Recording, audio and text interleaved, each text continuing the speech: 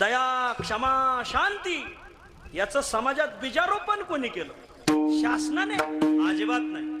परवा आम्ही लासलगावला होतो. लासलगावला एक एसपी कीर्तनाला आले होते. तर एसपी काय म्हटले माहिती का? विष्णू महाराज एसपीने सांगितलं, माऊली कोरोनाच्या काळात जशी कीर्तनं बंद झाली ना तशी गुन्हेगारी वाढली. म्हणलं कस काय? ते म्हणले आम्ही लोकांपर्यंत जात नाहीत, गावगाव पोलीस कुठं जातात, पण घरोघर वारकरी संप्रदाय जातो.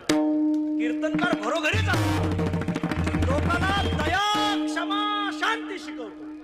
आमचं 90% काम वारकरी संप्रदाय करतो. कोण म्हणतोय? एसपी, लासलगावची एसपी म्हटले, समाजामध्ये आज जी शांतता आहे ती वारकरी संप्रदायाच्या पुण्याईने महाराज. आता इथं कीर्तन बंद होऊन द्या, लगेच गोंधळ सुरू होईल. 1000 पोलीस आणा, लोक गप नाही राहणार.